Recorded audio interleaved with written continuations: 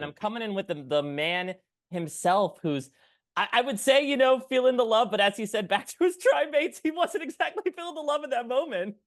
They had to get me gone, Mike. They had to get me gone. I get it. I get it. Well, yeah, I mean, talk to me about what you were feeling in that moment, because surely we're going to get into all the havoc that happened in that tribal council. But it was clear from, some of the things you were saying back to your tribe members and to Jeff on the way out that you were feeling a certain way. So what was going through your head at that moment? I was feeling, I mean, that's the purpose of a blindside is for people to make you feel comfortable. So I felt comfortable. I didn't think that I was the one going home. And then especially when Q like blew up, I was like, what the hell is going, like, what is actually happening? Like, I don't understand what is going on in this moment. And I kept looking at Hunter like, what is happening? Like, what's going on? But I think I did have a moment earlier in the day where I was like, something doesn't feel right. Like, I feel like it could easily be me today. Like I told Liz that to her face. I said, it could easily be me. And Liz was like, no, you're fine. And I was like, I don't know. So after a vote like Soda's, I said, I'm going to make a big move and I'm going to go to the back of the bus. And then I'm just going to make decisions from back here. And so I was at camp trying to be calm and cool. Like, maybe it's not me. Don't, ruin your chances of not being the one going home by being paranoid and then making yourself the one that goes home. So it was a litany of emotions happening all at one time. Well, man, speaking of litany of emotions, let's get into that tribal council because confusing would be an understatement. Let alone from our perspective. I can't imagine what you all were feeling. And you seem to be the one from our perspective that seemed to be the most of like, Q wants to go. Let's just let him go. I mean, talk to me about A, your reaction to this wild statement that he was making, and then B, did you feel like anyone was joining in with you on that? Or did it get to a point where you're like, okay, clearly no one's going to vote this guy out. Let's just go with Venus? No, it was very confusing the whole time, and I did feel that way. I was like, this is gonna like obliterate my strategy because I mean, I was kind of all not all in. I had other things working, but I was down with the six. I was like, but the six is falling apart almost immediately. So he's leaving, and he's the one that spearheaded this. So like, what does that mean for the six? Are we all gonna go like break apart? But I was like, if he wants to go, let him go. I mean, that's one step closer I am to the end. And then when we got up and did a live tribal, you could hear like Maria and I were talking, and she was like, I don't even know who to vote for. So people felt like they were like kind of feeling like I was feeling like if he wants to go, let him go. Let's just vote Venus or let's just vote, somebody else. Let's like, what are we gonna do? So I think I felt like people were starting to change their minds. And I don't know if that was just a play to keep me comfortable or if they really were confused and then just decided in the moment to keep it the same vote. I'm not exactly sure, but I was very much like, if he wants to go, let him go. I mean, we saw so many different snatches of conversations during that night, and I can only imagine it was a blur for you even looking back. But do you remember anything in particular that didn't make the edit from that night that we should be aware of or was fun to watch? I mean, there was a moment where I looked back and I don't think that it was shown, but I looked back at Hunter and I was like, what? Like he seemed like he was talking maybe to Tiffany, telling her something, and I looked around and I was like, what are you talking about? Like what is happening? And he just, Hunter, he's just like, oh man, oh God. And I was just like, what is happening? And it wasn't long after that that we voted. So I think that was a moment that I don't think was shown, but I was just trying to get information from Hunter and he never really expounded on what was happening. Well, let's talk about one of the reasons why you may be talking with me today, which was this Soda blind side. And this wasn't coming exactly out of nowhere. We had the whole Soda gotta go to thing from the pre-merge. And Soda even told me last week at a certain point, you had outright told her, like, listen, I can't really trust you and Venus anymore. So talk to me about sort of the metamorphosis on your perspective of this relationship when you're obviously vibing, making music together, translating to you being like, I gotta distance myself from this partnership. Yeah, I believe that in Survivor that things can exist as both and rather than this or that. Like two things can be true at once. And one of the things that was true, and I said in all my confessionals, is that I adore Soda. Like in for my game, I can't trust her, but me and her align so beautifully in other ways. So we had kind of locked in from the beginning, but for me in the begin like I saw her, they didn't show it in the edit just how close her and Venus were.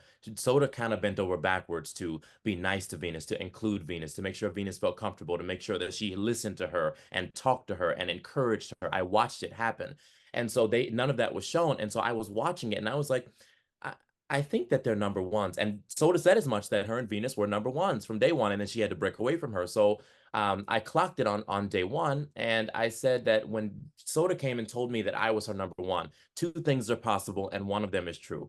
Either Venus still is your number one when you told me that I was your number one, and you're lying to me to make me comfortable to get me voted out of this game, or Venus was your number one and you excised her to make me your number one. And if you are willing to excise your number one from day one to better position yourself in the game, you will do it to me. If you've done it to her, you will do it to me. So if we get to merge, how can I trust that what you're saying is true to me? How can I trust that we are in a tight alliance when I've watched you obliterate one or lie to me about one to try to vote me out possibly? So that is kind of what happened. But it also is important to note that when I said Soda got to go, that was true. I was clocking her and I knew she had to go at some point. Had we gone to tribal earlier, Soda was not going to be the person that I want personally that I wanted to vote for. The reason I brought that up to Liz and Hunter was because we had not been to tribal. We had no way to test alliances or anything. So I wanted to see if I brought up a move as big as Soda, what were they going to do? Were they going to react negatively? Were they going to try to be like, no, let's think about something else? Were they going to be like, sure, whatever you want? Now, it's not a foolproof way of knowing if they were with me, but it gave me more information that I had than I knew before that moment. Like if I'm going after Soda, what do y'all think? They were down. I was like, okay, I think I'm locked in pretty good with them. So how do you look back on the decision? Because at the same time, when you ended up doing this, you said, I got to start making these moves, the jury's beginning. But the other side of that is, at least from our perspective, it really seems set up as, okay, Tevin got rid of someone that was a threat to him socially. Now he is this really big social threat that sticks out. So how do you look back on that decision, and in particular, the timing of getting rid of Soda? Well, this is where watching the game of Survivor and playing the game of Survivor are two different sports. They're not the same. And so when you're watching, you have more information than I have. When you're playing, you don't have that information. So if I had to be in that same position and I know what I know now, I wouldn't have got rid of Soda because it clearly seems she was aligned with me. However, with the information that I had, I'd probably make the decision again. Because what happened that you didn't see was that when we got done with the immunity challenge, that me and Maria were on the platforms, which was so fun. We were like up there for so long, like 20 minutes on one foot. It was so fun battling her. And when Q pulled me, Q was the one that pulled me out of the water when I swam over to the platform. When Q pulled me up, Q said, vote Venus in my ear. And I was like, oh my God, this is great. I have a plan. But when I got back to camp, I said, absolutely the hell not. Q has been running this game. He's been telling everyone how to vote. He's been running the votes. He's trying to make us play a Q game. I'm not going to let Q tell me what to do because the vote was going to go to Venus in my perspective. And so when Q said that, ironically, him telling me to vote Venus ensured that Venus stayed that night because I was not going to do what Q told me to do. I couldn't go after Charlie because in day 2 on the journey, I told Maria, she said, Tevin, what's the color of the pen of the vote card if you had the vote card? I said, I don't know. Jelinsky knew what the color was. I was like, I'm going to lose my vote because I don't know the color of a stupid pen. So I said, Maria, if you pick me, you and I, when we get to merge, we can form an alliance and we can work together later. I made that alliance. And then Jelinsky was like, I want to be a part of that too. So it kind of all looped in together. I crossed my arms. I said, shall we make a deal on it? This isn't in the episode. I said, shall we shake on it and make a deal on it? We made a 3-way alliance in that moment. And then I sat out of the basketball challenge because Maria and I did not know if we had our extra votes. She didn't know if she chose right. I didn't know if she chose me. So when she sat out of that challenge, I said, I want to sit out. And I went over to that bench and I said, Maria, did you pick me for the vote card? She said yes. And I went, boom. So I couldn't go after Charlie because me and Maria had started building trust this whole time. And I didn't want to rattle her so that she'd be scared and break away from the 6. And then I'm definitely going home because Q is going to be so pissed that I broke the 6 up because now Maria doesn't trust us. And I also didn't want to break the trust I had with Maria for an alliance ship. I couldn't do Venus because Q told me to do Venus. I'm not going to do Liz because we're working together. So who does that leave? Soda. Hmm. So listen, you mentioned Venus. I mean, this was a complicated relationship, to say the least. And there's this really interesting secret scene that happened in the first couple of episodes where she kind of pulls you aside, says, I haven't really had a one-on-one chat with you, and talks about, hey, please, talk to me about these things if I'm not pulling my weight. And it just sort of seemed like an unstoppable force, meaning an immovable object, where it felt like you two can never really get on the same page, even moving forward to her taking credit for the soda blindside and sort of informing you about what you need to do. So talk to me about this dynamic. I'm so intrigued by it. I was very excited to meet Venus when I got to the beach. I was like, oh, I cannot wait to talk to her and to meet her. And I know that deleted scene made it seem as if she pulled me to the side, but in reality, what happened was I pulled her to the side. And what's important to note about that is that I set very clear boundaries about for myself. I said I was not going to allow someone to just treat me any kind of way. And I felt like Venus was starting to cross some of those boundaries with me. And so at a certain point, I just got tired of it. And I said, I'm just going to remove myself from her. Like, that's just a choice for me. I don't need anybody else to do it. It's just something I need to do to protect my peace out here in this crazy game. And so by a few days later, I said, Tevin, you're playing a game for $1 million. You have to like not just remove yourself and protect your peace. You have to actually go straight face to face with the thing. So I pulled Venus to the side and I said, let's talk. I tried to introduce my feelings and like how I was thinking and why she was on the bottom. And you can see in the deleted scene, every time I tried to expound on this is why things are happening, she would either cut me off or insert her perspective on things. And so it got a little bit tense. I said, you know what, Venus, this is not working. How about we walk a little bit further and just start over and let's talk? Because I really want to get a chance to talk to you. So we went a little bit further. We sat down, and then it cuts to her perspective, and she was getting kind of emotional. But we had talked for what I perceived to be about an hour out there. We sat there, we talked. I expounded on how I was feeling. I felt like I was being met every time that I explained my feelings with, I think you're just interpreting it that way. I said, Venus, there's four things happening here today. There's perception versus reality going on, and there's also intention versus impact. I understand that you may intend to not make me feel any type of way, but the impact is palpable to me. And so you need to take accountability for that.